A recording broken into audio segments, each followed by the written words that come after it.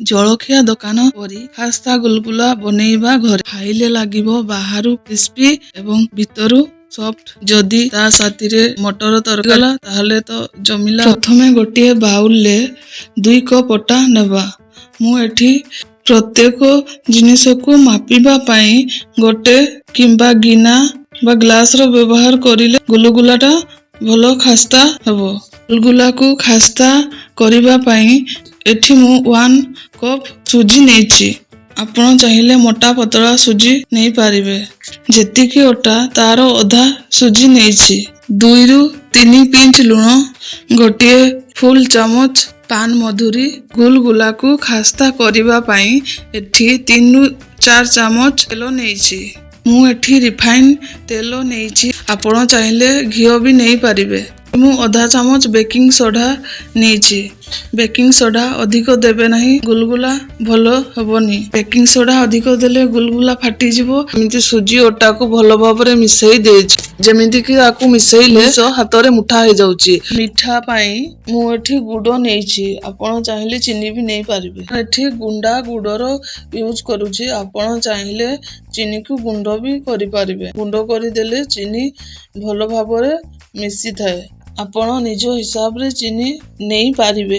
सबको भलो भाबरे तेल सह मिसई देबा। जेमिति कि मुठा करिबा द्वारा सबु जिनिस आपण देखि परथे मुठा करिले सबु जिनिस मुठा हे जाउची। मु एठी सेई गिनारे पानी नेछि। गिनारे नापी की पानी नेछि। आ जदि अधिका लागे ताहले परे यूज करिबा। प्रथमे अल्प अल्प पानी दी बैटरटा को गुळैबा। टिमर गोटे गिना अधा पानी लागिथिला। गळैबा पई गोटे गिना अधा पानी लागिथिला। एठी आमे ओटा को चकटिबानी, खाली गळैबा। एठी देखंतु एही परी नरम हबा दरकार। ओटा दळा नरम रहिबो। यदि भिडियोटी भलो लागे तबे लाइक एंड सब्सक्राइब करिवे। एठी मोर पूरा बैटरटा प्रस्तुत करिया पई गुटे गिना अधा पानी लागिचे। आउ अधा पानी रही जाइछे। घोड़े की रखिबा। 15-20 मिनिट परे सुजी पानी टाणी नेछि। एबे एथिरु गोला प्रस्तुत करिबा। आपण छोट बड़ जो साइज रो गोला प्रस्तुत करिबा को चाहुछंती सेही परी प्रस्तुत करि पारिबे। जदि हातरे गोला प्रस्तुत करिबा समय रे लागे आपण चाहिले तेल किंबा पानी देई गोला प्रस्तुत करि पारिबे। एहाकू बेसी समान करिबा दरकार नहीं। एमिति थिले ही तेल रे छाइला बेले ठीक शेप रे आसी जाए। मु जेतिकी सुजी ओटा नै थिली सेथिरे 15 गोटी गुलगुला बनिछि। गुलगुला गुडी को फ्राई करिबा पाई गुटे कढ़ई रे जदि गुलगुला गुडी को गरम तेल रे छाणीबा तेले उपरू पड़ी जिवो, भितरे कंचा रही जिवो। सेतिबे मीडियम हॉट रे देले उपरू खास्ता और भितरे नरम हेबो। एठी मु तेल मीडियम हॉट गरम होई गेला। मु एबे गोटे गोटे करी सबु गुला गुडी को दे देली। देखंतु एठी गुला गुडी को पकैला बेले हल्का हल्का बबल्स आसुची।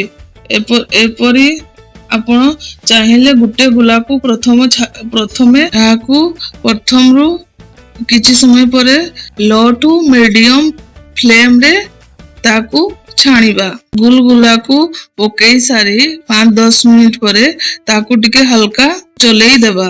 एठी गुलगुला गुडी को हल्का गोल्डन कलर आसी जाइछे। आउ किछि समय पर 2-3 मिनिट छाइला परे गोल्डन कलर आसी जाइछे। एबे हाकू आमे जाली को काढी नेबा। देखंतु एठी गुलगुला केते क्रिस्पी एंड टेस्टी देखा आउछे। आपण ए रेसिपी ट्राई करंतु आ कमेंट रे मते शेयर करंतु। जय जगन्नाथ। नमस्कार।